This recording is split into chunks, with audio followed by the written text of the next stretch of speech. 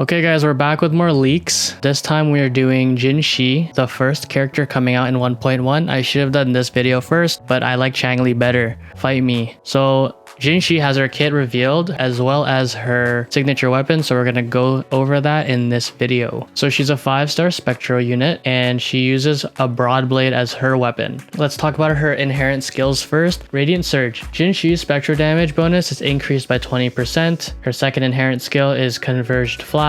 Intro skill Luang's Halo gains 50% additional damage. Basic attack Slash of Breaking Dawn. Perform up to 4 consecutive strikes dealing spectral damage for her basic attack. Heavy attack is of course a charged attack consuming stamina, and her mid-air attack is a plunging attack, and her dodge counter is using basic attack after a successful dodge to counter attack, obviously all dealing spectral damage. Her resonance skill Trailing Lights of Eons. Dash forward and perform consecutive strikes that inflict spectral damage. Overflowing Radiance. After Jinhsi uses basic attack 4 or while not in incarnation, intro skill Luang's Halo, an alternative resonance skill Overflowing Radiance becomes available within 5 seconds. Resonance skill Overflowing Radiance inflicts spectral damage and sends Jinhsi into incarnation. Can be cast in midair. So it looks like there's 2 parts to this ability. Depending on whether she's in incarnation or not in incarnation, you'll basically be doing one or the 2 of these skills. Her Resonance Liberation, so her ultimate is Purge of Light. Unleash the power of a Heart's Wish to deal spectral damage, can be cast in midair. So this is basically just a ton of damage. Looking at the multipliers, dude, that shit says 499.81% plus 1166. I don't know if those numbers are high because I haven't really looked at the numbers. That looks like a high damage value, holy shit. Her intro and outro skill. Luang's Halo. Attack the target dealing spectral damage. So something basic, she basically just comes onto the field and does damage. Her outro skill is Temporal Bender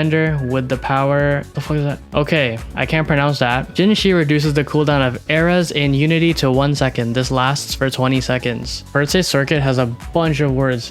Okay.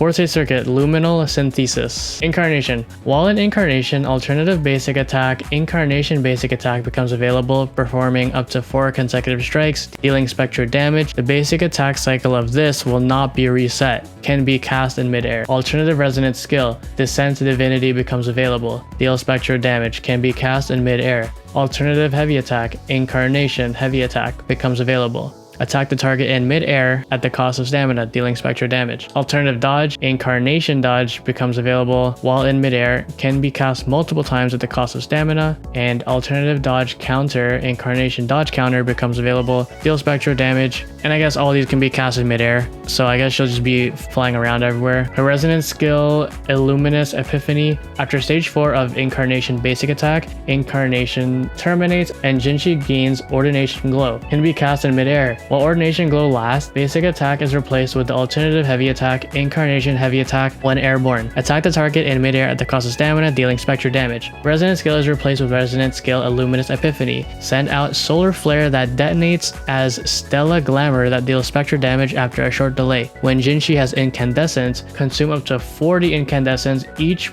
point of incandescence grants an additional damage multiplier percentage to the Star Glamour. Can be cast in midair. After casting Resonance skill Illuminous Epiphany, Jinhsi gains Unison. Can be triggered once in 25 seconds. So now Unison, while Jinhsi has Unison, switching to other characters will remove Jinhsi's Unison to trigger Jinhsi's outro skill and the incoming character's intro skill. Unison can be consumed in priority in place of Concerto Energy when Concerto Energy is full. Incandescence. Jinhsi can hold up to 40 incandescence. When Jinhsi is on the team, all nearby characters on the team gain eras in Unity.